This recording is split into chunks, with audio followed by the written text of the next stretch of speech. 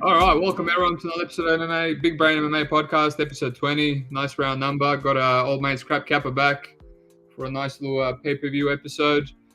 We'll get straight into it. The competition is still running, the $50. Put your comment in. Everyone knows about the competition now. I don't have to rehash it. People are taking my money every single week, so they know what's going on. But yeah, running a bit late, so we'll get straight into it. First fight, we got Darian Weeks versus Yohan Lioness. I'll go first on this one just because there's a bit of line movement. I've hit Yohan at that early line, 230. I think it was Top Sports or one of the other bookies had a really good line before he got steamed. I hit Yohan as a decent underdog against Green. I was kind of fading the public because a lot of money came in on Green. I didn't think he should be that much of a favorite. He's got a lot of holes himself, and I kind of hedged myself after round one when he gassed. And didn't really lose any money. But here I don't really have a live bet here because it's the first fight of the day. And we might actually have it. We might actually have it because it's pay-per-view. Sometimes they surprise us. But it's more so I don't think Weeks is going to push the pace like Gabe Green. Gabe Green is literally known for his pace. He's got more power. He hits like a truck. He works the body. Insane durability. All the stuff that Weeks, all the stuff that's really, really bad for Lioness. Weeks, I can't get a read on Weeks, man. He's an athletic guy. He kind of throws hard. On some of his regional footage, he's making a lot of mistakes. Like, he seems green to me, despite a lengthy amateur career. He seems to have okay wrestling, even though he hasn't really taken anyone down other than Barberena, who I think has horrendous takedown defense. He just couldn't hold him down for any decent amount of time whatsoever.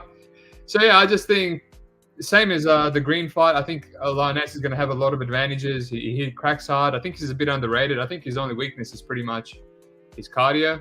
But he's got some round 3 finishes on the regionals. I taped hard for that fight. If he slows down and loses the third, so be it. But if he doesn't get the knockout, I think he can get some reactive double legs. He can get his own takedowns. Yes, he might get held up against the cage a bit. He might get, might be on his back, but he'll get up. He actually has decent jiu-jitsu. He had Gabe Green's back, who's a solid grappler. He was going for guillotines. When Burlinson went for a guillotine, he did a nice, very advanced step over out of guard, not to get caught into side control. I just think he's explosive, dynamic. And Weeks doesn't. I know Weeks has had a bit of a tough road in the UFC. Barberena on short notice and old mate, the cringe lord in the last one. And this is a step down. But I think maybe Yohan could be on Barberena's level potentially, or maybe a hot take. But I think it should be a pick 'em. I don't know why Weeks was such a big favorite, with no wins in the UFC. But yeah, just a half a unit shot. Maybe got to tape it some more to see if I'm going to hedge it, because obviously I can't live bet it. But yeah, I just thought no-brainer should be more of a pick 'em than anything. What do you have on here? Yeah, I don't have any action. I think it's Yohan or pass pre-fight because he's most likely going to win round 1. It's just kind of a question of how well does he manage his pacing.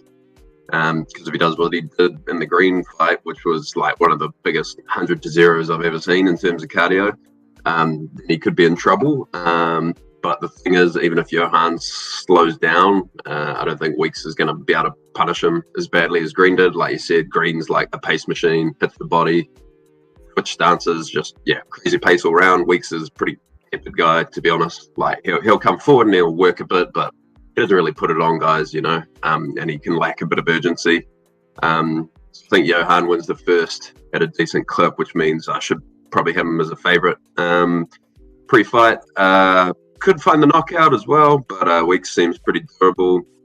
I think the way to play this fight would be to take a bit of Yohan before the fight and then see if you can, get Weeks as a live dog or something like that, or maybe you don't even need to beat the Weeks side if Yohan is able to manage his pace all right and bank 2 rounds. But yeah, I'm just going to wait and see where the line goes at the moment. Yeah, we seem to be on the same page. It's coming quite a bit now. I think it's almost a pick 'em. But yeah, I mean, Weeks still as a favorite. I just think he's a big green. That's all. But yeah, let's move on. I'm happy with that. Next fight, we've got Elise Reed versus Melissa Martinez. You got any thoughts? Nah, pass fight for me. Martinez, big ass layoff. Seems like a women's MMA striking fight, but Reed's grappling is bad enough that if Martinez has taken a mild interest in grappling over the last couple of years, she could come out and cover a favorite price against her. Reed's cardio is also bad, has that like bouncy, blitzy, energy-intensive Taekwondo style. Don't like it. It was a bit wide on the opener, so I can understand people taking the dog shot on Reed. She's fought way better competition. She's got UFC experience and so on. But these like really, really young women who come off big layoffs like Melissa Gato and stuff just tend to burn me all the time. So I've got no interest in playing this fight. Live-wise, I'd probably favor Martinez just to make it ugly and scrappy and push the pace down the stretch. And, you know, if anything, I think Reed will probably be the one slowing down. So maybe Reed does it right early when it's a bit of a cleaner fight. And then as it devolves into a bit of a mess, maybe you look at live betting Martinez. But many unknowns with the combate record and the layoff. So, yeah, pass pre-fight. Yeah, I agree with you there. It's definitely a dog pass for me as well. I kind of like what I saw from tape on Melissa. She seems to be fast when she lets her hands go. A lot of KOs. You know, smells the blood, goes for it. But you know, you kind of saw that from Reed on her regional as well. They're both on the other side. You got Reed, and she's not going to get grappled for once. But like you said, if Melissa does grapple, you know, she's 25 years old, 2 years away. You know, she can probably have some sort of success against Reed. But I reckon Reed can have some success against her. You know, that last fight against Desiree Dirty Des, she definitely lost that fight. It was the toughest opponent, and she, no doubt in my mind, she lost that fight by getting grappled. So it's like, you know, it's just two girls that have bad grappling and a weakness in grappling, and we'll probably get a striking battle here. And yeah, she's young, and yeah, definitely. I could even see this as a pick 'em, honestly. But from what I saw on tape, I think Melissa might have a lot of potential, you know. So give it another 2 years, and I don't know if she's gonna live to the occasion with the 2 years away, or if she's gonna falter in the UFC debut, and then you're kind of guessing, a little guesswork. So yeah, I don't fault anyone for taking a shot on Reed. I think Reed can come out and finally have a striking matchup, and she's a good striker, man. She's got some nice pop on her punches as well. But yeah, I think hindsight could look like a pick and close striking battle, but then also Martinez could come out and just be like, yeah, this girl's for real. She's got some nice hands, got some power. But yeah, I'm gonna pass. I think I'm gonna pass as well, to be honest. All right, next fight we got Chad versus Alateng. I've seen a few different opinions on this. You got any concrete thoughts? I like Alateng. You know, I understand the concerns on betting him as a favorite in the UFC. You know, his volume and work rate sometimes goes to shit. He'll lapse into like periods of inactivity. He's pretty shallow in terms of his striking game. He's an overhand and a leg kick, basically. And he hasn't always showed like great IQ in terms of maybe wrestling when he should have in his fights. But for me, this stylistic matchup feels really favorable for him, and it also seems to be just a bit of a levels fight, in my opinion. Chad is just not UFC level at all to me. He's very bad. His striking is sloppy and has no power. You know, he managed to find the finish against Strader with a knee, but Strader was gassed out of his mind, and for my money, Chad was losing the fight up until that point. He's got like woman level takedown defense. Like if you just run into him, he'll just fall over and topple over and pull guillotines and stuff. And then his defensive tendencies on the feet are pretty tailor-made, I think, for Alateng to have some success. He does like a budget Philly shell, which leaves him really open to the overhand and the leg kick, which are the two strikes that Alateng actually knows how to throw. So for me, Chad's upside feels like a 29-28, whereas I think if Alateng comes out looking like he did at the start of the Kroom fight, where he's shown a bit of urgency and willing to kind of like match the pace and push forward, then I think Alateng can easily cover this price. I think he's got upside to, maybe not to finish. Chad's been pretty durable, but Alateng does appear to hit pretty hard. But otherwise, I think Alateng can kind of shut him out. I don't think Chad can take him down. Alateng could take Chad down if he wanted to. Otherwise, if he wants to keep it standing, he should just be landing the cleaner, more eye-catching shots. So yeah, I got on Alateng at -160. I would cap him more like -200. I'm aware of, like, you know, the red flags on his side, so it's not a big bet by any means. But yeah, just a matchup that I really like for him here. Yeah, what you just said at the end there, it's exactly the same as one of my most respected mates that I'm talking to. He told me to look into it. I didn't have time. The line got a bit away towards its -200. I'm like, surely not. Like, I know Alateng from memory. I taped him super hard against Gustavo. Like, I was trying to break my mold of not being able to get a good read on pick'em fights. So I just went super deep, and I'm like, all right, Alateng is the more technical striker here. The overhand should be there. Won round one, round two clearly, but upon rewatch, he barely won round one, man. It's just, he's still got the lack of output going on, and someone like Gustavo is very wide and looping hooks, where I think we might disagree a bit here. I think Chad is a decent striker, especially moving back in counters. And, you know, you say he's not UFC level. He's probably borderline. I mean, he's knocked out Brady. He's beat Gaffarov, who, yes, he never would have beat Gaffarov if he didn't train for 1 week and had horrendous cardio. You know, Jesse Strader, probably not UFC level. And yes, he was losing that. I think the biggest problem with old mate Chad is his physicality. Like you said, when you compare him to a woman, yes, he just seems very weak, and people can topple him over. And Alateng is the much more athletic, explosive, physical guy. My only problem is he doesn't actively wrestle. He didn't wrestle at all against Gustavo until round 3. He got taken down himself, and he's also very hittable. And I do think that Chad has some decent power. Like, he's got a lot of round 3 knockouts. He dropped Guffer, dropped Brady, dropped Craig McLean, knocked out Strader, dropped in round 2 and then knocked him out in 3. He does have power. He's just his best round is round 3. He's a bit of a slow starter. Yeah, it's just, I wanted to be, the line went the other way. Obviously, some money came on Chad. So I was like, okay, maybe I can get the same line as yourself and my friend that I respect a lot. And yeah, it just left me with a lot to be desired, man. Even that Gustavo fight, I was counting my money 2 rounds up. And then just no way to lose that round unless he gets finished and then gets hurt. That's my problem. He's hittable. His chin is insane, but he's hittable. And he gets hurt and then gets taken down, and he's meant to be the better wrestler. And then the guy's in his face saying, don't grab the cage. He's literally in his ear. Even though he doesn't understand English, he's screaming, don't grab it. And he just grabs it. It's almost like he thought he's telling him to grab it. 2 times in a row, right in front of the ref, gives the fight away a draw. And that was just how my card went for the rest of that day. But I've still got PTSD from that. Yes, Kevin Kroom is horrendous. Like, I always expected him to knock out Kroom. He does have very technical hands. It's just, he countered Kevin Kroom there, and Kevin Kroom's aggressive. Whereas I think Chad is going to be a bit more technical early. The calf kick is going to be there. He didn't check any of Gustavo's calf kicks. Chad, literally the main thing he has is a calf kick, and he kind of breaks people down by round 3 as the calf kick starts wearing him down, and then they get more aggressive, and then he starts landing his shots on the back foot. So yeah, I definitely agree with these odds. You know, Alateng's the favorite, but yeah, I just can't. I can't. There's just too many holes. If I know he's going to wrestle from round 1 and 2 and get round 1 and 2 and not get knocked out in the 3rd, but you know, when he gets backed up, he just ends up being a punching bag like the Casey Kenny fight. That was just, I don't know what he was doing there. He just said, okay, I'm just going to eat body kicks for 3 rounds and that's it.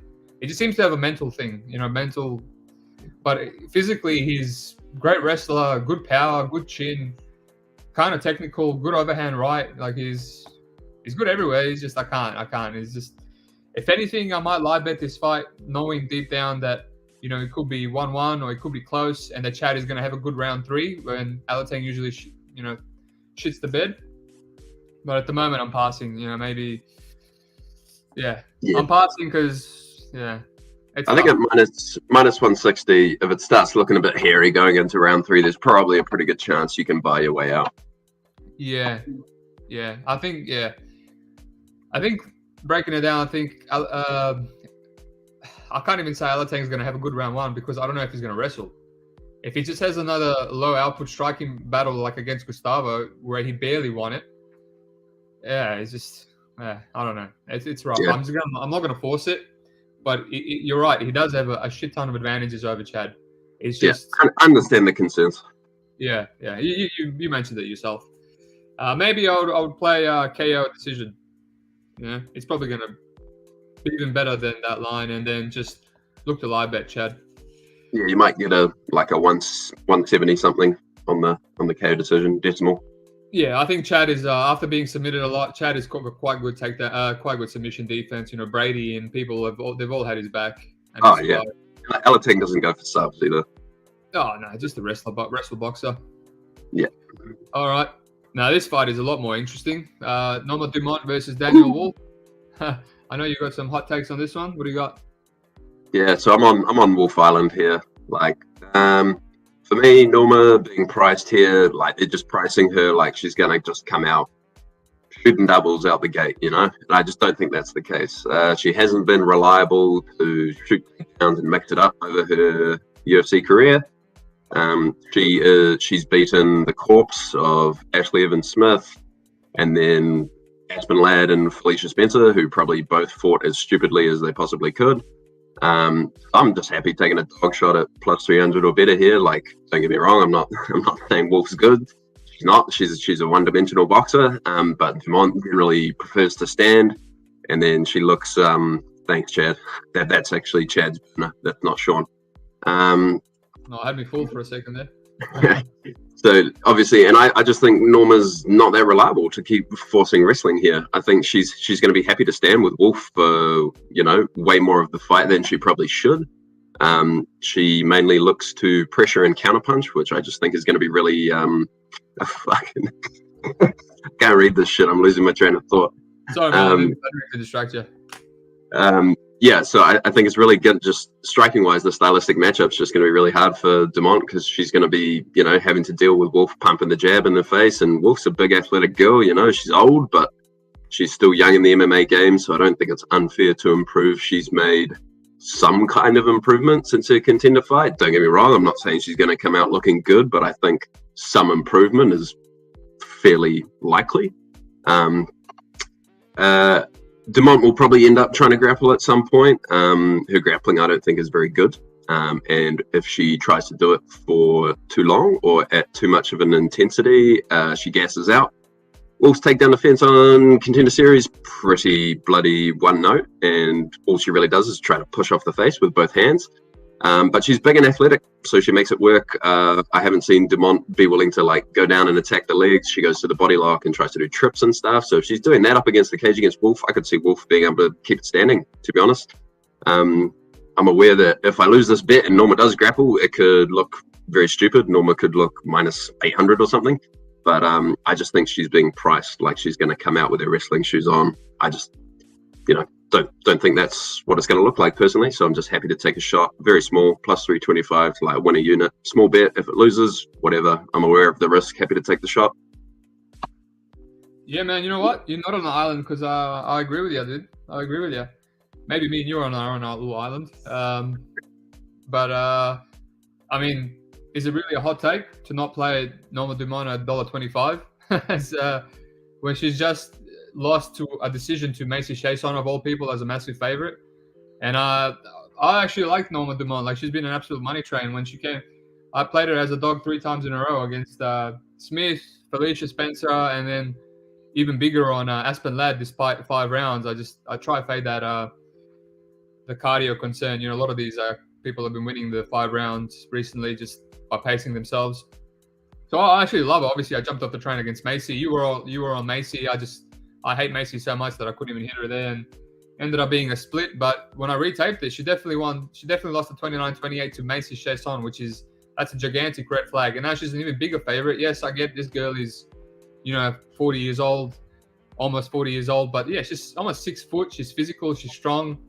Dumont's takedowns are not that great. And yeah, unless she gets a 30-second sub from a round 1 takedown, she doesn't cover this, and I like her boxing and I like her hands and power, but again, she's coming against a more physical girl. And by the way, Chiasson's not physical at all whatsoever, and her wrestling sucks balls, and she still got her down and held her up against the cage.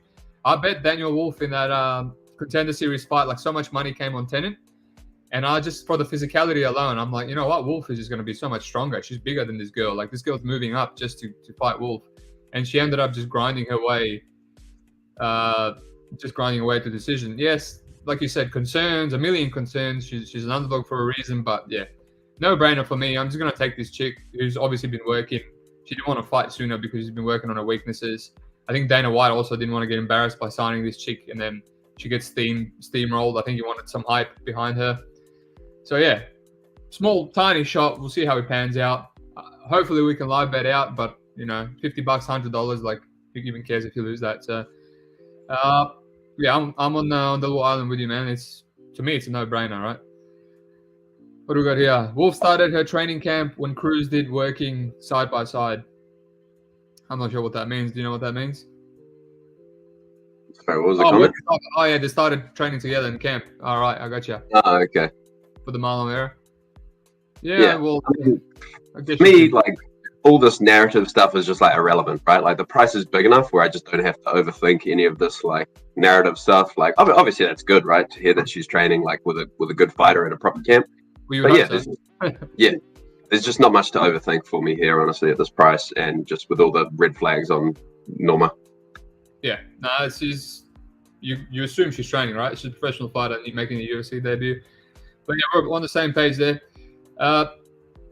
Collier, Huggy Bear, I'll let you take this one because you got a take and I don't. I don't want to talk too much about it. Yeah, Collier, I think for heavyweight MMA is about as close as a lock as you can get in this fight, right? Usually with heavyweight, that's tough to say because, just them being heavyweights introduces like an amount of inherent variance. But Barnett's not a true heavyweight. He's a fat, obese middleweight. He does not have stopping power in his hands. I think he's drawing absolutely dead on something other than like what happened in the Gian Vellante fight. Collier has advantages literally everywhere, especially if he grapples, right? And like we threw against Chase Sherman, caught the kick, took him down, finished him. Barnett presents plenty of opportunities to catch kicks. And once he's on the bottom, we saw what happened against Rothwell, cashed a big sub ticket there. So yeah, I've got Collier money line at better prices, like the minus 200 and something, the minus 300s, and a couple parlays. I got him by sub at plus 800, I think, and I've got the under 2.5 in this fight. Yeah, just a mismatch, and I think Collier just runs him over, barring him getting wheel kicked or something. And if that happens, then whatever. I think this is, the closest thing to a lock that you get in MMA betting. And if you know me, that's not something that I say very often. Yeah. I mean, if he does land that wheel kick, at least you cash you on the 2.5. Yeah, exactly. But that's the way I was looking at it too. It reminds me of how I felt when I played Budaya against Barnett, and then you and a couple others scared me off. I had 3 units on it. I was minus 200. I was like, dude, there's no way Barnett wins this. Like, it's impossible. He can't even land the wheel kick on a 6'4" or whatever Budaya was. And then I just got scared and had 2. But I don't know. Collier is a bit different. I don't know. He's just a guy. I can't lay the juice on a guy that loses to Carlos Felipe and split decisions, and just in case, I will tape it, and I'm just gonna hate myself if something like that happens. And this is coming from a guy that played Budai against that Polish dude. So yeah, I don't want another situation like that. I agree with you. This should be a match where Collier is much better. He's finishing people like Sherman. I think Sherman will probably knock out Chris Barnett, honestly, in the first round, or just like with leg kicks and whatnot. He would fold, but yeah, he throws heavy early. He was cracking. Was that big boy that submitted him? Rothwell. He was cracking Rothwell early. He's got some nice movement. I just think he's got potential to win the round 1 where he's active and he's fleet-footed before he gasses, and then it's like Collier might gas at that point as well. It's just, I don't know. I might. I was looking at that under 2.5 myself as well, in terms of gassing and quitting, and or maybe just falling on his back. And Collier looked like an absolute mammoth on top of Sherman, man. He looked like Romanov. So I'm looking at that aspect, but yeah, I won't be parlaying it or anything. Not saying you're going to lose. You're probably going to hit that quite easily, but yeah, for me, I don't want to lose any blood cells or don't want to get my blood pressure high for this one. Jamie Pickett, Dennis Tiuliulin. I'll go quickly on this because I've already taped this. I had a play on Dennis when he was initially booked. He was a much bigger favorite. unfortunately, the bookies have corrected that now, which I hate when it happens. You know, they see they made a mistake, and then the public tells them, and then they're like, okay, we won't be making that mistake again. I only had half a unit there. I still wasn't impressed what I saw from Dennis. I favored him just to do more because Pickett doesn't do enough, and he's scared of aggressive people with power, just like Dennis is. But I still had Pickett as a slight favorite just because of his UFC experience, and he's got those athletic advantages, and he can hit hard. He can go for takedowns if he chooses to let his hands go, and Dennis didn't. He left a lot to be desired from his tape. I think he is improving, and he's, even though he's 30 or over 30, and he will still improve training with Strickland. You can see a lot of improvement from his early tape. But still, his cardio and his brawling style, you know, it doesn't leave too much to be desired with. And Pickett is very durable. So I think now I have it capped more accurately, and I don't think I can get behind the dog shot. What about yourself? Yeah, so I like Tiuliulin here as a dog pre-fight. I got him at plus 126. Like you said, pretty annoying that we missed out on, you know, the much better line when it was originally booked. Yeah, for me, Pickett is just not a guy who really has the skill set to exploit Dennis's weaknesses, you know, which is namely pace grappling, you know. Pickett is very pace averse. Fuck, Chad, you got to cut this out, man. Yeah, Pickett's very pace averse. He will back up a lot if his opponent is willing to come forward and kind of, you know, put a bit of heat on him, which I think Dennis will. He looks very skittish and a bit flaky, to be honest, in exchanges. He might look to grapple Dennis. I'm not sure he has that much success, to be honest. I said to be honest twice. I don't think his grappling defense looked that bad against Chimaev. He was doing all the right things. He was just outmatched. And then the other guy who's really soundly out-grappled him is ScrapCapper, who's on Contender Series next week. Super high-level fighter. The guy who was knocked out by Khamzat. But he is legit, right? So I understand Dennis's wins are not very impressive. For me, Pickett no more impressive, and he's the one who is lined as the favorite pre-fight when I think Dennis is winning round one most of the time. So again, even if Pickett starts to sort of come into the fight, which is pretty much, you know, hinges on Dennis slowing down, I think, because I don't see Pickett matching the work rate or being able to go forward and have the optics to win rounds, then I anticipate I can probably, again, bail on the live bet. And yeah, a chance to fade Jamie Pickett at dog odds in the UFC is too good for me to pass up. I'll beat the current line only by about like 10 cents. But for me, I would probably flip line or make it a little bit of a pick 'em pre-fight just because I expect Dennis to do better early. And yeah, Pickett really kind of needs to do something to make Dennis slow down to have success. And I am just not particularly confident that he's going to do that. So yeah, that's essentially my read. Yeah, I can't fault the aspect of always fading Pickett as a favorite. Was he a favorite against Staropoli? No, he was an underdog, wasn't he? Yeah, so I've cashed on Pickett against Staropoli and Holmes. So I feel like I have a reasonable read on his fights. Like Holmes was willing to go into the clinches with him, and I knew he would gas himself out, and he was the worst striker. Staropoli, undersized, can't defend a body lock, as we saw versus Delidze as well. So those were good fights for Pickett, you know. Dennis is a proper middleweight. I think his defensive grappling is better than what it gets credit for, and Pickett doesn't have good leg attacks. He might kill some time in the body lock against the cage, but I think the striking minutes are just going to favor Dennis. He's got the cleaner boxing, better optics. He'll come forward and throw. Pickett doesn't like exchanging in the pocket. He looks like visibly scared. So I think that all just lends to him winning minutes. He essentially hates fighting, from what I can tell from his body. I don't want to bet on a fighter who doesn't appear to enjoy fighting at all at a favorite price tag. Yeah, you want him to bite down. But yeah, it's like you said, it's pretty much pick him now. So for me, I chose to pass on the slight dog, but yeah, I can't fault anyone trying to fade Pickett. Another thing is he came in on 1 week's notice, and he's got a full camp against Pickett now. So yeah, he just gassed against Chimaev. It was on 1 week notice. And then last thing about Pickett is he said after the Dawkins lost, he said sorry guys, I tapped because I was in the dust and I was biting my tongue, and he tapped with 1 second left because he was biting his tongue with his mouth guard in. I didn't even hear his excuse. I was already disappointed by that tap. Yeah. And as soon as he put his hand out to tap, I'm like, don't get your hand out, get ready to tap. Don't think about. I've done it myself in training. When you're mentally thinking how you're gonna tap, No, that's not where you want to be. You're thinking how to control your breathing. When he got that hand out, he's like, oh, my tongue is hurting. Better get ready to tap before it starts bleeding. Yeah, but I didn't have to hear an excuse from him. I was already disappointed in, not disappointed, not surprised. I mean, I've had a lot of money on Dorcas, but yeah, I get you. I get your aspect. I just wish the line was a bit better. Maybe it's just anchor bias and the sadness of losing that better line. But yeah, I'll look into it some more, retape it again. Dawodu versus...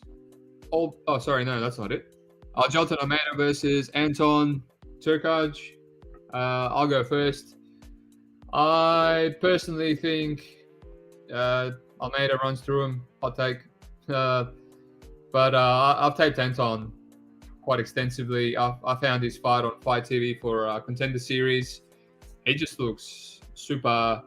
Not flaky, because he's not flaky. I was actually impressed with him losing that fight for 2 rounds, and then coming back and getting the opportunistic rear naked choke while gassed and just finishing. Like, he is the opposite of Jamie Pickett. He'll be losing, he'll be gassed, he'll be getting beaten up, and he'll still fight for your money. And he's got that unshakable confidence.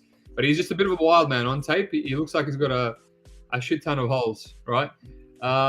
And he spent the majority of that fight on his back. And then in the Contender Series fight, I passed on that fight because I thought he was a massive favorite, no line whatsoever, and I didn't like his opponent's pedestrian style to punish him. He kind of used a similar style to Jailton Almeida, just grapple, but just no potency on the ground. But yeah, even then he got cracked a few times. And his opponent's a decision machine. He didn't like it, and that's why he shot in for the takedowns. I just think his defense leaves a lot to be desired. In the Brave fight, he got leg kick, fell on his back. Just the takedown defense itself is bad. The optics of how he gets on the ground is bad by getting leg kicked and slipping and doing stupid shit. Just everything. I think he's obviously, without a doubt, he's going to end up on his back. I mean, it's Jailton Almeida. He's taking down heavyweights, blast doubling him. He's going to end up on his back. It's a catch weight. He's giving up some weight, 220 or whatever it is. Yeah, and then the only thing is he going to get finished? Now, I thought there was a little bit of, maybe a tiny bit of value on the under 1.5 at 1.6 that I got. I know you got a much better line there. I'm still a bit nervous just because a lot of these guys like Anton, there's been a lot of times I've been burnt on these short notice guys with a lot of heart and a lot of no quit in them. I see a few of those fights with Jailton. They almost went to round 1, like round 2, sorry.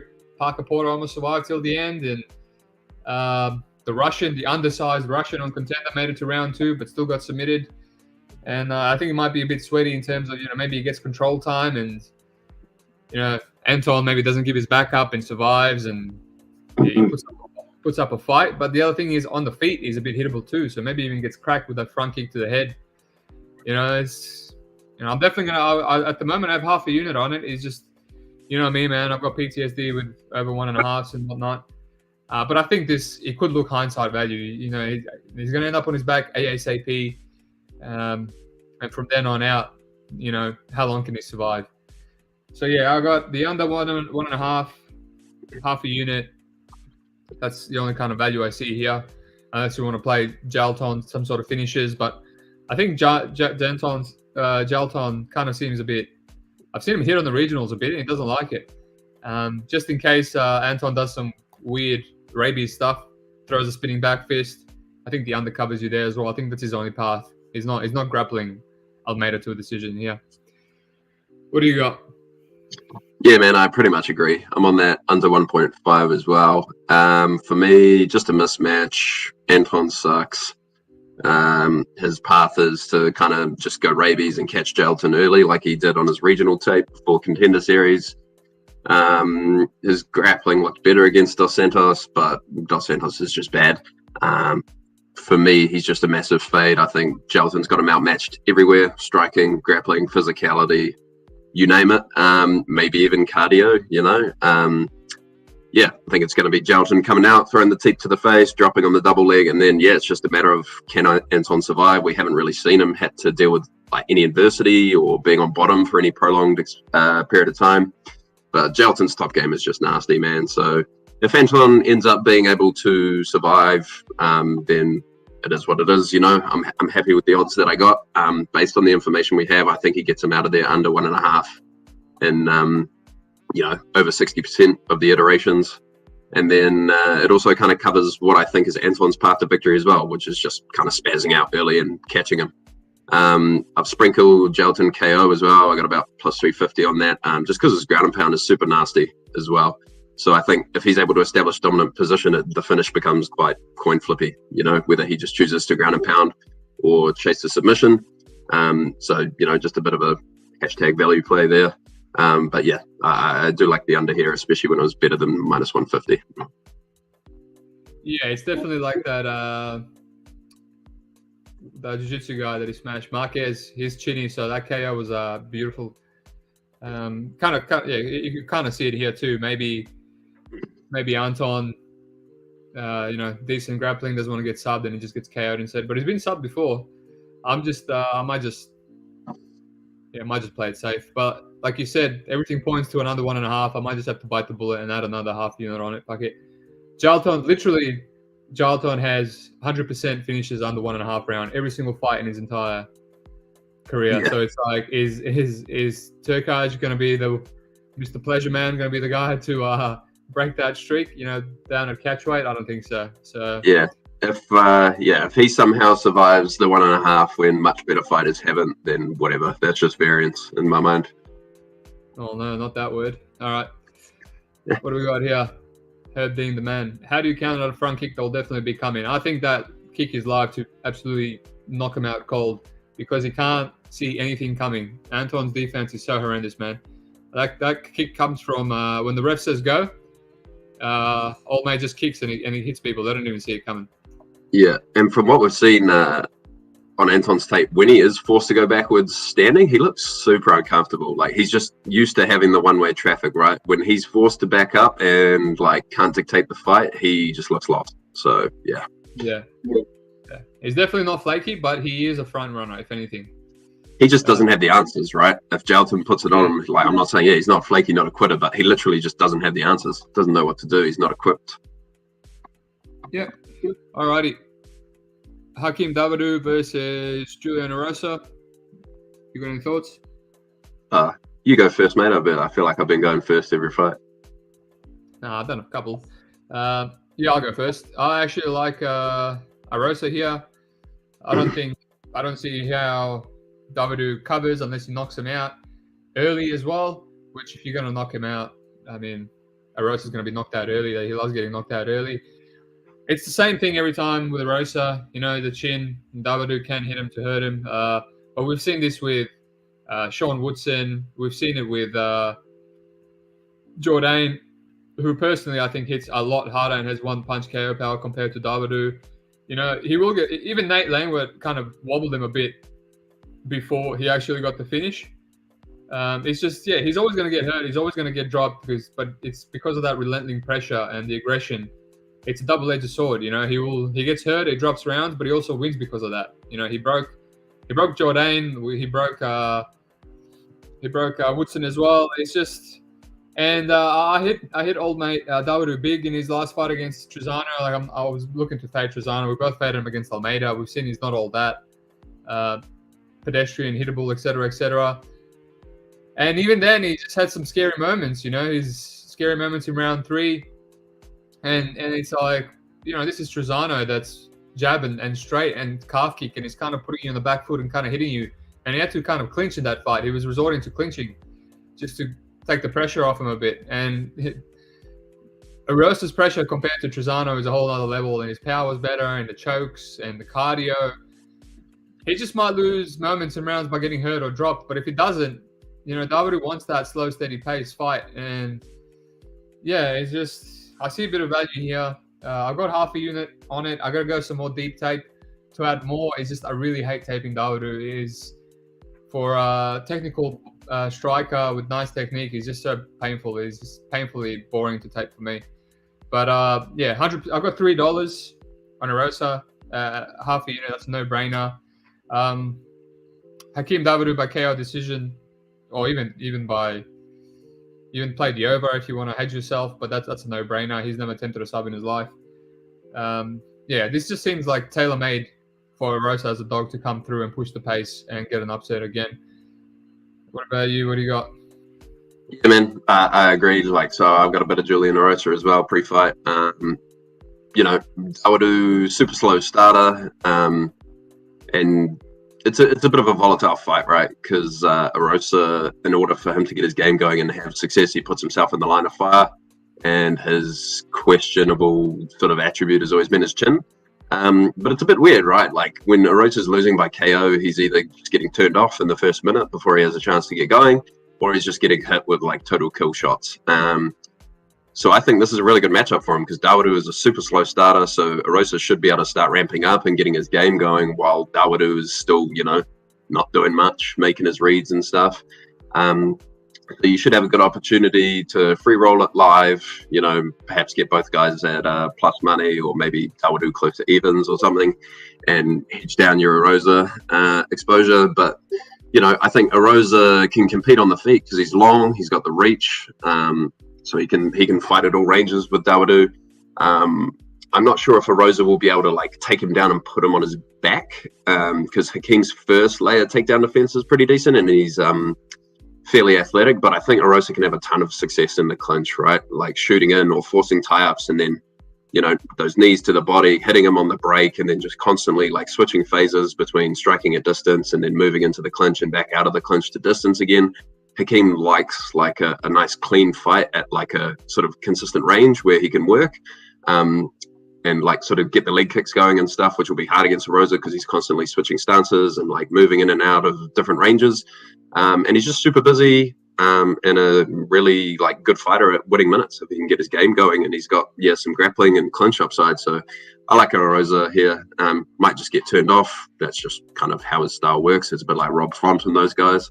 But yeah, I think he's the clear side, especially pre-fight. I have no idea why you bet Dawodu pre-fight because you're almost guaranteed to get a better live line on him in nearly all of his fights, unless he fights an idiot like Trezano who just stares at him. But Erosa's not just going to stare at a guy. He's going to get in there and he's going to fight for your money. So yeah, like him. Yeah, you cannot be playing Dawodu if anyone's thinking about it. His juice line is just. Don't do it, Chad. Don't do it. If you remember the Hori fight, if anyone remembers Yoshihiro Hori, he was losing that fight until he got the knockout in round 3. So you can never too many split decisions as well. So don't be silly, kids. Don't do it. And even if you do it and it gets around 1 KO, don't come here mouthing off, pretending you got a good bet. All right, let's move on. I'll go again first because I do have a take on here on this fight.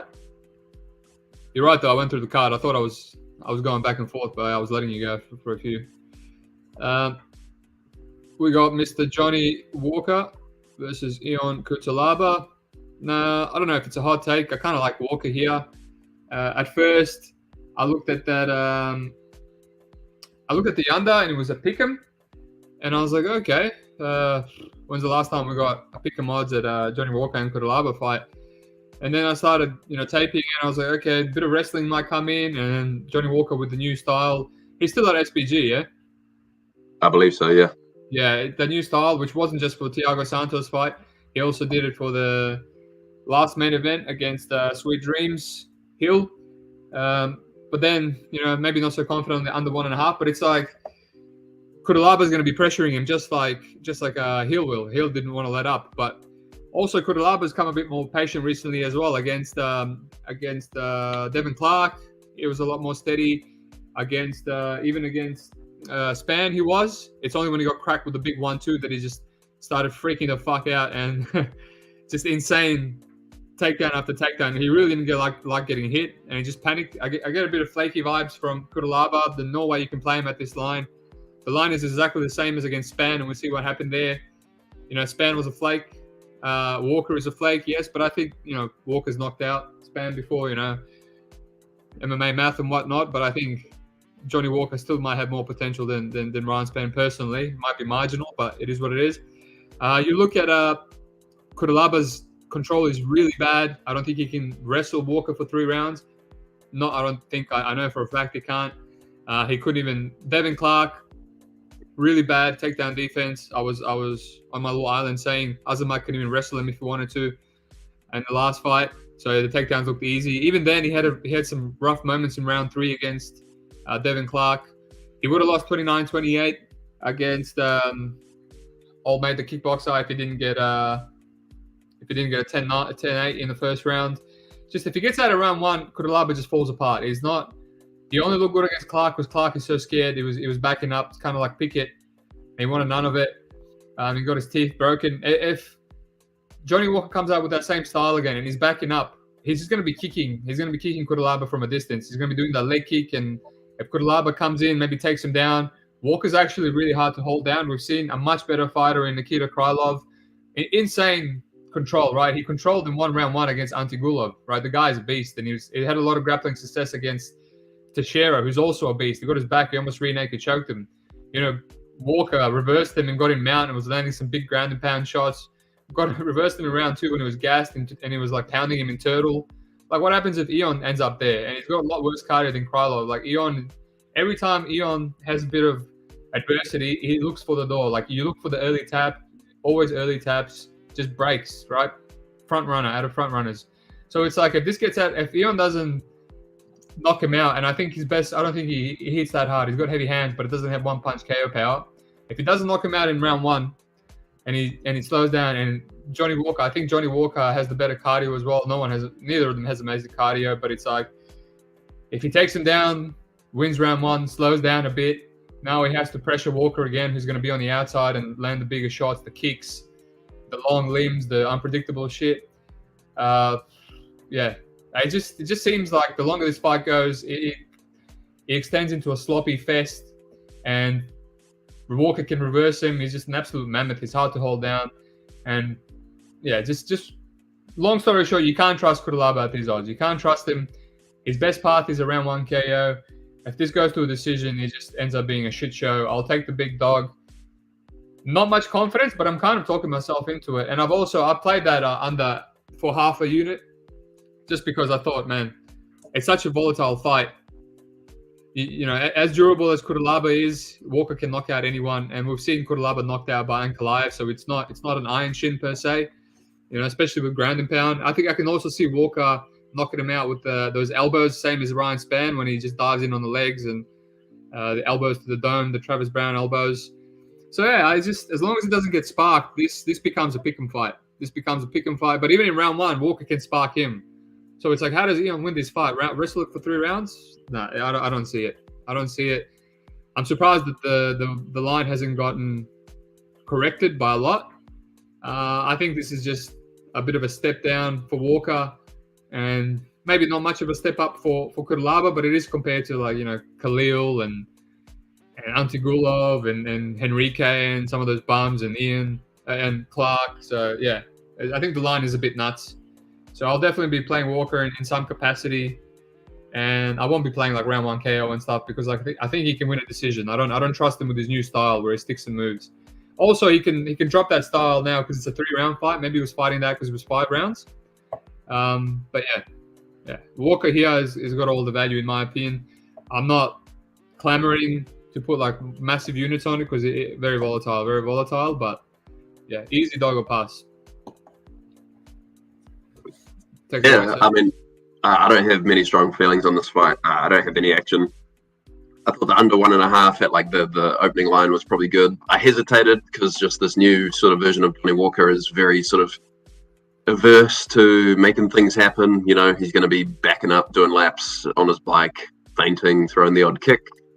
So you're really relying on Yon to make things happen if you're backing that under 1.5, I think, because I think Ravi's Johnny Walker is pretty dead.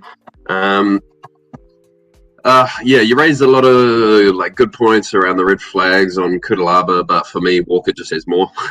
I'm never betting on Johnny Walker. I just can't do it. The guy has the worst chin, the worst brain, the worst defensive grappling. Like, to be honest, his defensive grappling wasn't as bad as I thought when I went back on tape, but it's still not good. He could catch Yon here. He could win a really weird looking decision. But for me, I would bet Cutelaba if I got like minus 180 or better. For me, Johnny Walker is just not it. I can happily die never betting Johnny Walker in my entire life ever again. I've never bet him in the past, and I don't plan to start now. He's just a terrible fighter with a terrible camp, terrible game plan. I think it should be Cutelaba's fight to lose. I think it's pretty similar to the Spann fight in a lot of respects. The difference is that Spann has a guillotine. You know, Walker cracks. He could touch Cutelaba and put him out, but Cutelaba's generally been quite durable. And then, yeah, if Cutelaba wrestles hard, Walker's got a few minutes of gas when it comes to, you know, wrestling exchanges and stuff. So I understand red flags on Cutelaba, can't touch him this price. At the same time, zero interest in Johnny Walker. Under is juiced now to the point where I'm not interested, because Walker, if he's super negative, could make that under really hard work. Can't bet the over though either, because Walker's chin is just dust and he could get turned off at any point, and Cutelaba could get turned off by a big shot at any point. So yeah, just a big old pass overall for me.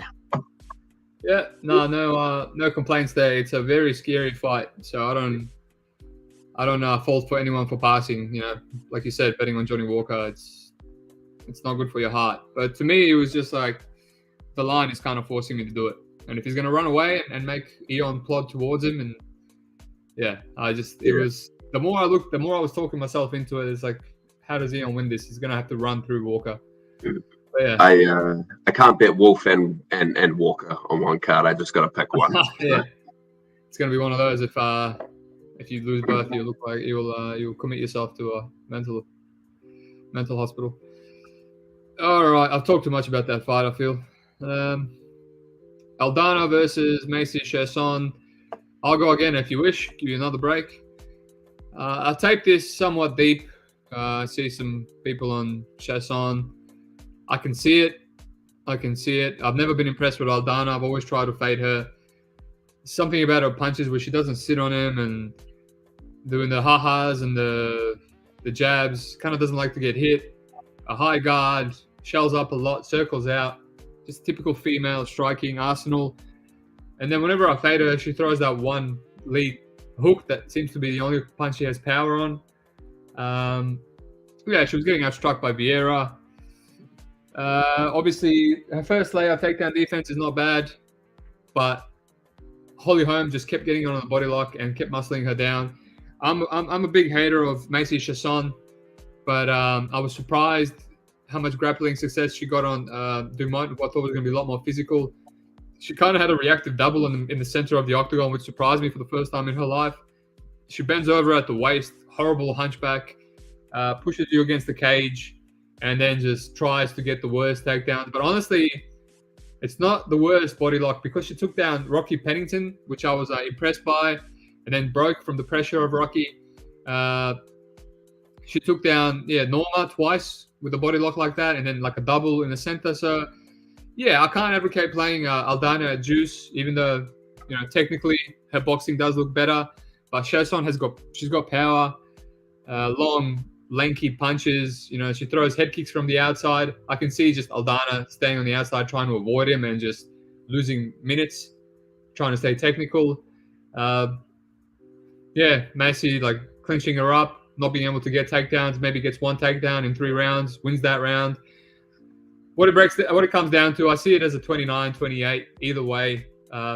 Even with Macy versus like worse fighters she should beat, like Renault, who's 43 years old, she still had a 29-28 there, still dropped the round to her. Takedown defense is still horrendous. She kind of breathes heavy by round 3, like seems to gas a bit. She's dropping down to bantamweight again. Her last 2 are featherweight, so I've got questions there. Is the card going to be better? Is it going to be worse? I actually think she had a bit of physical advantage as a featherweight to her, to maybe Rocky and even Norma. I think Irene is a really physical bantamweight. She's strong. Obviously didn't look very strong versus Holm, but Holm is just, again, another juice head. The physicality there. And she had a good whizzer against Holm in a few takedown attempts, but it's just like once she got taken down, she didn't have any answers. But then her last fight against Yana, who all Yana wants to do is clinch, and she's a physical herself. She did all right, and she had some good underhooks and circling. So she's obviously worked on that game after being embarrassed by Holm. It's just, I don't fault anyone hitting Macy. Maybe Macy by decision. I don't see her finishing someone like Aldana, who's insanely durable, Mexican chin. But I just don't have any conviction. Definitely not hitting Aldana at these odds. Even KO decision, not really chopped about that. And I just hate Macy. You know what I mean?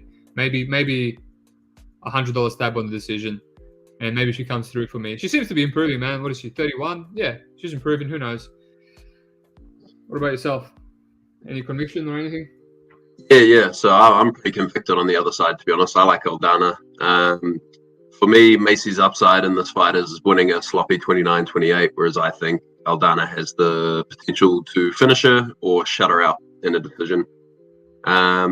Macy needs to grapple. As you said, the body lock game is horrendous. I think Macy and Yana have a lot of similarities, to be honest, as fighters. And I'll be honest, like, a lot of my confidence here is coming from a small sample size in the Kunitskaya fight. But at the same time, Yana was trying to do a lot of the things that Macy does, and from what I saw on tape, Aldana had all the answers. She knows exactly how to disengage out of the clinch, how to pummel, strip the ties, land her own strikes, pummel into better positions herself. She knows how to move her feet laterally so that she doesn't back up in a straight line and get pushed on the cage.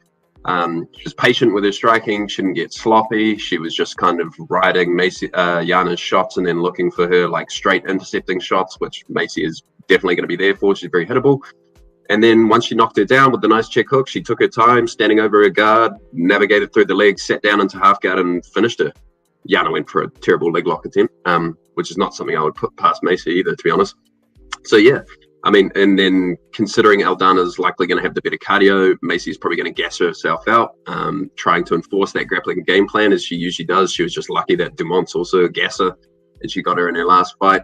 So I mean, I think you're right when you said that Aldana seems to have addressed a lot of the holes that Holly Holm exposed. And again, it would have been nice to see sort of her work against Yana for, maybe a few more rounds and get a bit more information, but she was just so much better than her that she just outclassed her and finished her, So for me, unless Macy's like added some serious new wrinkles to her game, like namely some like leg attacks, some double legs and single legs, which I'm just not expecting because I don't tend to assume stuff like that is happening unless I've seen it with my own eyes on tape. I think Aldana's going to be able to disengage from the clinches, light her up on the feet with her straight punching. Aldana was working some knees to the body of her own against Yana, and I think Macy slows down. So, yeah. For me, I think Aldana's got the upside to win a dominant decision. I think she could get 10-8 rounds later on when Macy's slowing down and just super hittable, and Macy's process and her form just goes to absolute shit on the feet once she's tired. She doesn't have ideas. She just sort of chucks out random kicks and just hopes that they land, whereas Aldana's pumping the jab, building combinations off it. She hits the body. She throws quicker, cleaner, straighter down the pipe. Macy doesn't know what to do. She'll just randomly start switching stances because she doesn't know what to do. So, yeah, I'm pretty convicted on Aldana. I don't love betting women's MMA juice very much, but for me, when I came away from the tape, I was just like, man, like, I can't make the argument against betting Aldana here. I just think there's too much value. Yeah, fair. I just, too scary for me, the juice. Can't do it. But yeah, I hope you hit it. But like I said, there's no way it's no matter how high of an underdog Macy is, I just can't. There's too many holes in her game. Yeah, she's pretty rough. Ron Blair, your number one fan, man. Cap her back on. So I just did it for you, mate. I literally brought him on just for you because you love him so much. My guy, Ron. Do you know that guy or not? No, don't at all. But appreciate the kind words. I think he's from Sherdog, so there you go. You got a Sherdog fan now. Oh, cool. I don't know anything about Sherdog. You're not a hardcore, mate. That's disappointing. Hey, mate. Hey, I was on the UG. But not Sherdog. Nah, it's alright. I'm just talking shit. All right, I'll let you take the lead on the next two. So Kevin Holland, D-Rod. Any thoughts? Yeah, so I think the money line's sitting about the right price at the moment. I like D-Rod. I've bet on him a lot in his past fights, but for me, I think this is a really, really tricky matchup for him, and he might end up being a bit KO reliant. I'm not sure how he consistently wins minutes against a longer, faster striker like Kevin Holland. So D-Rod's going to have to be the one, like, sort of trying to go forward and get the fight into the phone booth, which is his preferred range. Yeah, good one, Chad. I like Alateng. So he's the one going to have to be tracking Holland down, right? And for me, the sort of the main concerns are that like D-Rod does not have any long range weapons. His longest range weapon is his jab. He doesn't really have a kicking game. He's very foot slow, and he is a terrible cage cutter. So I think the Nicholas Dalby fight is probably the best example, where he just plods around the cage after Dalby for 3 rounds, just completely lost, stranded on the outside. No idea how to track him down, how to cut off the cage, and how to like win minutes at kicking range. You know, I do think D-Rod probably deserved that decision. It was a bit of a janky one, but still being given like issues to that degree by a guy like Nicholas Dalby is super concerning. So although Holland is not a guy that I'm looking to back at this price, I think he's a rightful favorite and does win this fight like 65 to 70% of the time. Just because unless D-Rod can get like enough minutes in the phone booth, I just think his chances to land effective strikes are not particularly high. Holland can kick him up from the outside, throw the long straight shots. He might get chinned on the counter because Holland's form can get pretty sloppy, and D-Rod's like form in the pocket is a lot tighter and a lot cleaner. But Holland's much quicker, much longer. His cardio's fine in a striking fight. I don't really anticipate any grappling here. So yeah, I was annoyed. I was hoping for a bit of a better line on Holland, to be honest. Like people usually like betting D-Rod, and Holland's a bit of a weird one. Some people love him and overrate him. Some people just froth at the mouth at the chance to fade him. But my only bet on this is a bit of Holland decision. I think I got it around like a plus 240. You know, I just expect like a medium tempo striking fight for the most part, where Holland's just able to, you know, bank minutes on account of being able to do more at range, and D-Rod's just going to struggle to track him down and land. Yeah, I don't know, man. I personally think that D-Rod has quite a lot of output and volume. Like, I don't think he needs to be reliant on a big moment, which I think he can get as well. He gets. I mean, he's had a big moment pretty much against everyone. You know, like Parsons, Kevin Lee, Perry. He hurt Dolby when he warmed up, especially when he warms up, man. He's got that leg kick. Did you see something about on his Twitter? He shared he's number one at welterweight for the most strikes per minute, and he's not like in the history of UFC, and like output, and then some other stat. Like and like you said, everyone loves betting on him, and I love betting on him too for that reason. Like I bet him against pretty much how many? 1, 2, 3, 4. Like he's even against Dwight Grant. You know, I had it with the round 1 KO. I really like betting on him. It's just the problem here is Kevin Holland. I think he's good, man. I think he's good. I think he's fixed his not all of his mistakes. You know, he used to be a lot more flaky, a lot more stupid and wild. He's taken his career seriously. I thought he looked the best he's ever looked against Tim Means. It's going to be hard for a lot of people to come up against that speed and that length and that explosiveness. Like he's just so hard to get a read on. But even he got cracked, man. He got cracked by Oliveira. He got hit a few times when Team Means got going a bit. He was getting backed up a bit and jabbed up, and you know, he just got another technical striker on D-Rod here who lets his hands go. He's very active with the leg kick at least.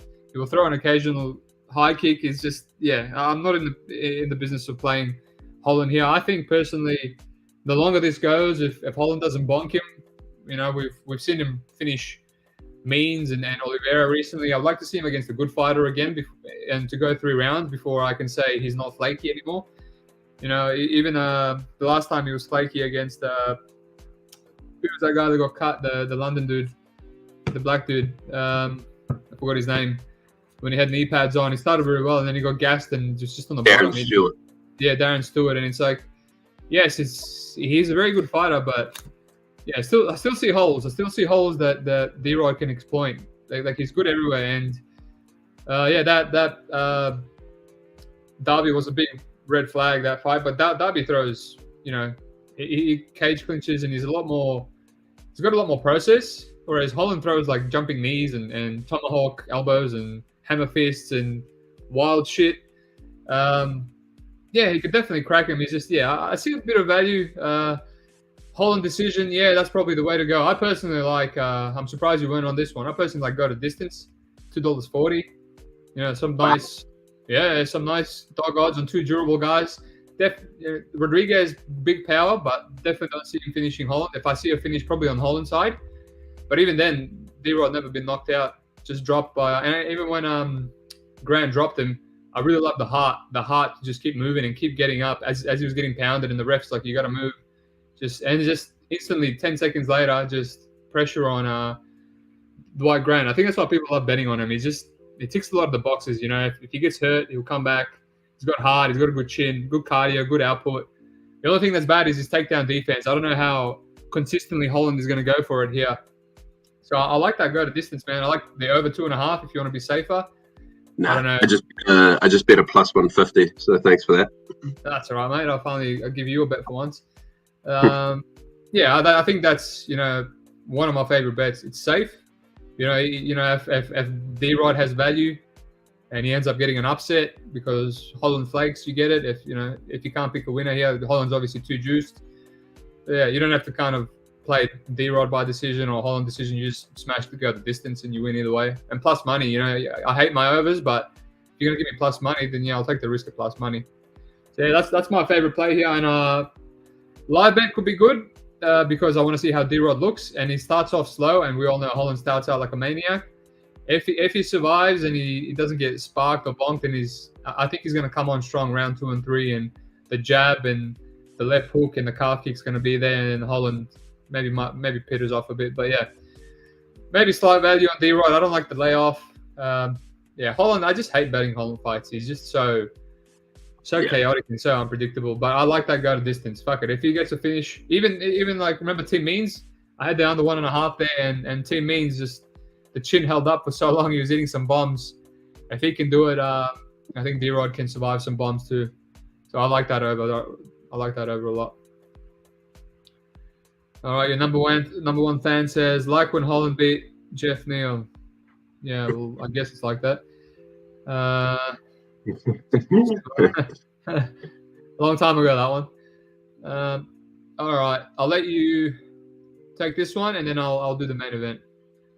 Because honestly, I haven't looked too much into it. Jingliang Li versus Tony Ferguson. Yeah. Anything worth it here, or? Just so hard to get a read on this one, you know. Look, it's like, how shot is Tony, basically, right? I'm not in the business of laying minus 300 on Leach, so that's pretty much out of the question. No, not quite. To be honest, if Tony looks live here, wouldn't shock me at all, right? Like, obviously the big narrative's around his chin. So, like, obviously he took hellacious punishment off Gaethje and, like, was finally stopped, but he never went out. And then against Chandler, was taking the shots fine until he just got his head punted halfway into the stands, and that shot would have killed just about anyone, I think. So it's a bit weird. He has undoubtedly absorbed, like, a ridiculous amount of damage, right? But we haven't actually seen, like, concrete evidence that his chin is no longer, you know, well, that his chin is bad to the point where he's being priced as he is now, right? I understand if he's going in there getting wobbled by jabs and all that sort of stuff, then yeah, for sure, makes sense, right? But against Chandler, he took all the shots, like, fine. And I thought he actually looked pretty good in that fight, to be honest. I thought Chandler was slowing down big time into round 1. I bet Tony, and then, yeah, Teep of Doom. So for me, it's a clear dog or pass spot. I'm just kind of waiting. I'm hoping more Leach money comes in and we get Tony up to, like, towards a plus 300 sort of thing. Obviously, it's not something you can feel amazing about or super confident on, because the guy has not looked great in past years. But I think a guy like Leach is actually a pretty significant step down from the likes of fighting Oliveira, Beneil Dariush, Chandler. Leach starts slow. Tony's generally busy from the get-go. So I think there's much more chance of Tony covering his price than Leach, to be honest. Maybe Leach just bonks him and turns him off. He does crack. But he starts slow, and his work rate can be very, like, sporadic, in and out. He can lapse into activity and do nothing, like we saw in the first round versus Salikov before he kind of just killed him out of nowhere. Leach is not reliable to wrestle and put Tony on his back either. If anything, it wouldn't surprise me if Tony managed to out-grapple Leach, just because Leach is not a good grappler at all. I don't think that's going to happen, though. I think we're getting largely a striking fight here. But yeah, like, Tony's busy. He can compete minute to minute if he's not getting, like, just turned off. The main concern is probably the leg kicks from Leach. He's a pretty consistent leg kicker, and Tony's just been eating those lately. And you know, with his injury history with his knees, he doesn't tend to take the leg kicks too well. The optics are not good when he gets his legs punted. But yeah, there's no argument for betting Leach here. His KO line is disgusting as well. Like I said, until I see for sure that Tony's chin is like just gone, how can you touch like a plus 150, plus 160 KO prop on Leach? Like, that's just gross. So yeah, super tough fight for me to like read and get a bet on. I'm just hoping that Tony keeps getting wider, and then I can just take a little small shot at some big odds. Hopefully he goes off as like a plus 300 dog or something like that. Yeah, it's pretty much my thoughts. Yeah, I agree with you, man. I agree with you. I hit Lee against Salikov, but I didn't really tape that fight properly. I didn't watch it. Sorry, I was in Serbia. I just caught it. I was watching it live on my phone as I was out. But it looked like maybe Lee wasn't doing the best until he got the KO. Maybe there was some tough spots, which is kind of what I think is going to be going on here. Like you said, this is Ferguson's getting dominated with grappling. There's going to be no grappling here. When he was standing, even against someone like Chandler, he was doing good. He's always busy. He's always been hittable. This is nothing new, right? He's always been cracked. He's always been dropped. Pettis, right? Everyone. Michael Johnson pieced him up. He's always a hittable guy. And he just breaks people with his cardio and his chin and his durability. And he's got good. He's got kind of heavy hands himself. Maybe his durability is a bit better. Not cutting weight. He's gone up to welterweight now. He's going to be doing good in the stand-up because Lee's not some savant with terms of defense and whatnot. He just cracks like an absolute animal. Knocking out Salikov, Ponzinibbio, and whatnot. That's impressive. You know, and Zaleski. You know, that's some high-level opponents start there and good strikers as well. So that's the only problem. It's like you can see Ferguson doing good and then getting cracked with a big shot. But yeah, I think he's definitely going to be live, man. He's going to be live. He gets a striking battle here. But yeah, do I want to hit it? You know, it's 37-year-old dude, 38-year-old. It's just one of those. You're playing a washed guy, or potentially washed guy, upper weight class, and he just got absolutely sparked into oblivion. We've never seen a spark like that before. So yeah, can't play Lee at this price. If you play Lee by knockout, you might still lose your money. Because I think Ferguson's still durable. He can get dropped, but he's still got good recovery. So, yeah, I agree with everything you're saying. Not much to add. I don't want to waste too much time on it.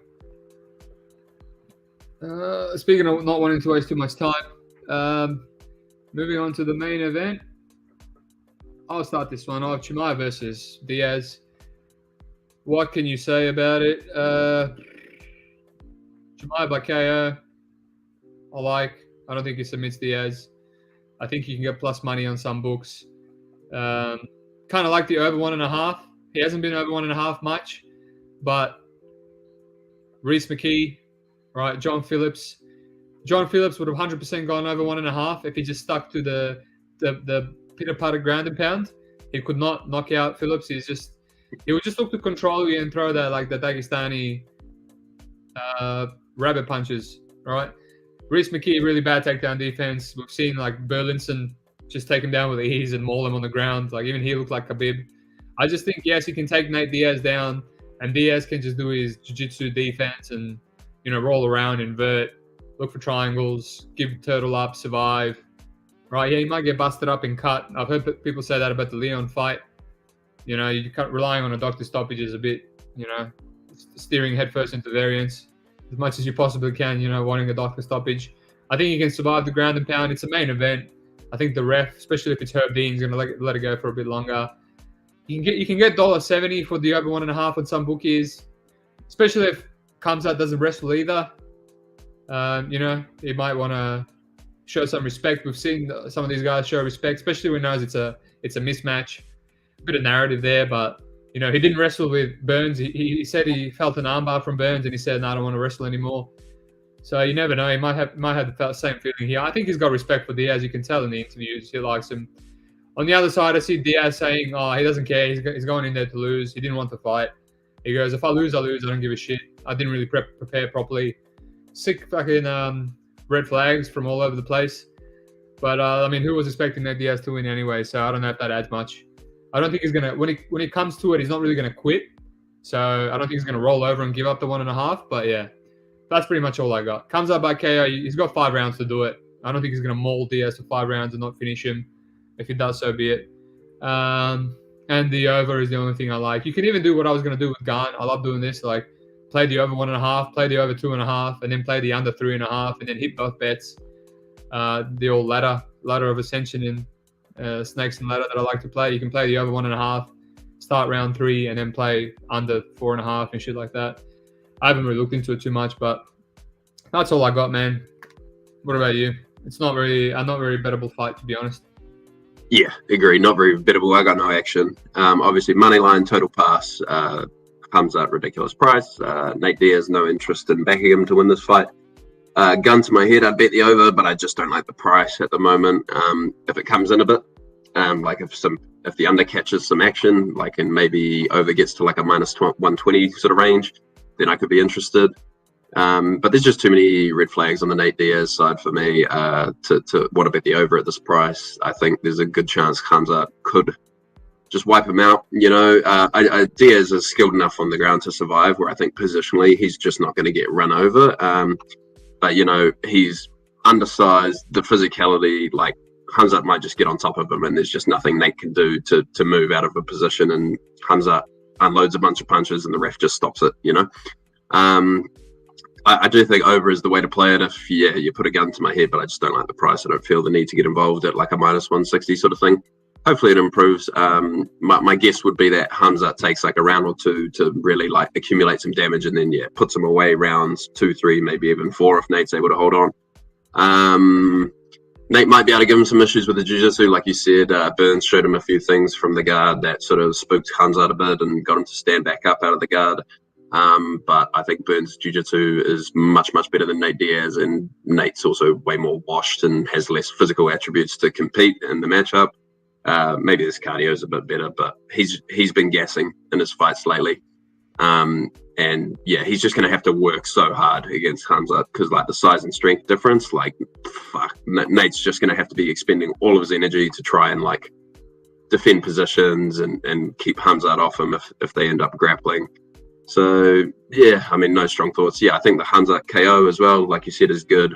I think it's likely it just gets to a point where Nate's got nothing left and he's just a noodle on the mat, and Khamzat kind of just pounds him out as a bit of a formality, or he might just dust him on the feet. Because I think Nate's durability is not what it once was, and being up against welterweight, fighting a guy who is a perfectly good sized middleweight, that's just a tough look, you know.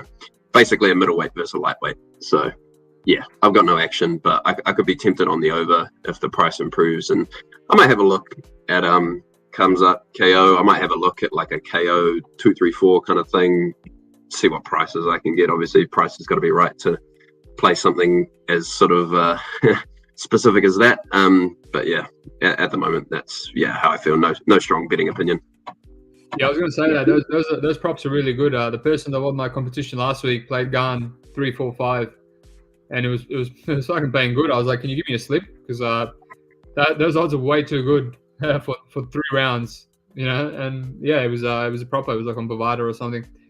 So I reckon. And last week the most money I made was on the most juiced fight on the card, which is the Gun. So I kind of guessed the round and Gun in over 2.5, and like I said, jammed round 3. And then also, if you play, a lot of people were hammering Gun finished $1.70. Like hindsight, he was always going to finish that fight. He almost did in round 2.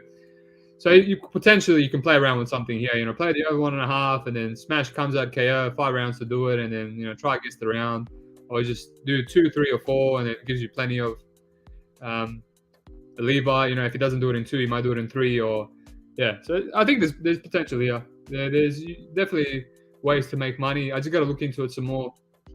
Obviously, I left this fight till the end to tape. I don't want to waste too much time on it, but same as Gun. I think there's going to be some good, really obvious hindsight plays. So as long as we make money, it doesn't matter what we play. We'll quickly go over it. You got any favorite bets? Top 2 favorite bets on this card that you like? Let's have a look. There's nothing that I love this card. Probably my most convicted play is probably Aldana. I also like other players that I like. I think have the potential to look a good bit of value, but obviously there's some red flags and that are tough to trust, like Dennis and Alateng. But my 2 favorite bets that I would feel comfortable sizing up on the most are probably Aldana and Jake Collier under. Yep. Yeah, very nice. I got to look into that Collier under. Like I said, I was leaning towards that too, but I just haven't properly taped it. I'm the same as you, man.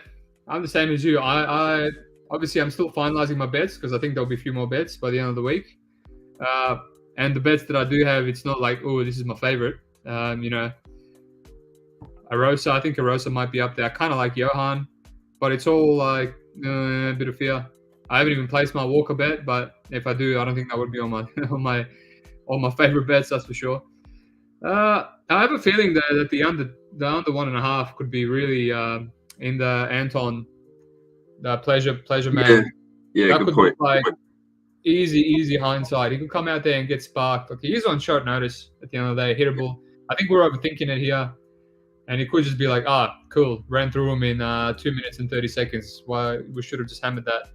Should have been capped at $1.30 the whole time.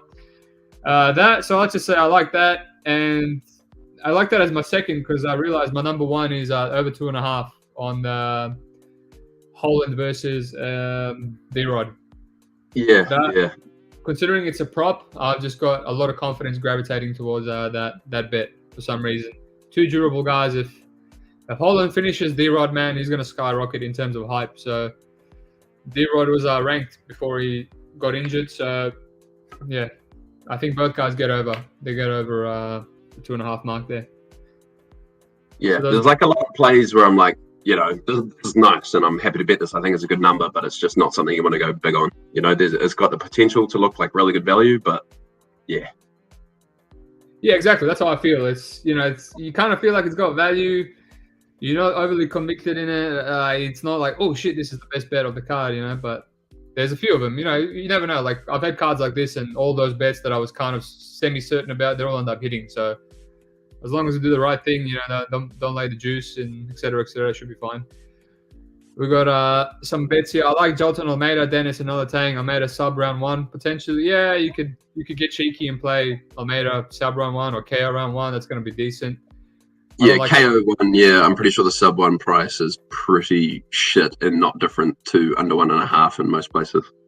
Oh, yeah, that's juiced in. Then you just got to play the KO, like you said. Dennis, yeah, Alateng. Yeah, I kind of like the over in the Alateng, but that's juiced, isn't it? That's it's not too bad. I think it's around the same price as Alateng money line. Well, minus like 200. Is it minus 200? Yeah. That's good. What does your mate say? D-Rod has 3-hand surgery and has a newborn. Okay, narrative. Yeah, D-Rod is on short notice, though. That's one thing worth considering. That's why it's at a catch weight. Yeah, and also he loves short notice fights. I think the Kevin Lee fight was a short notice too. So if there's a man I trust with my money on short notice, it's both these guys actually, Holland and D-Rod. They're fucking the short notice kings. Ron Blair, thanks, Big Steve. I got a call out. Yeah. Appreciate ScrapCapper. We know you appreciate ScrapCapper, man. My guy. I agree with your picks this week. Thanks for the support, man. I love everyone from Sherdog. When I only had 10 subscribers coming in, I appreciate it. I appreciate the comments. Even Sean Orr. Sean, you're the man, bro. Shout out Sean Orr, king of the libs. Chad hasn't gone distance in a while, I believe. He's got a really good round 3, but I don't know if he's going to knock out Alateng in round 3. He's just. I think you're talking about Anheliger or MMA Giga Chad, who hasn't gone the distance in the bedroom in his entire life. You know what? This is what tells me that this is Chad. This comment right here for sure. They're in the jar somewhere, mate. I can't find them. You know what I'm confused about? Just quickly before we go, with Alateng, he's got like 5 or 4 KO losses outside of UFC, and then he's coming to the UFC, and I just can't see how anyone could knock that guy out.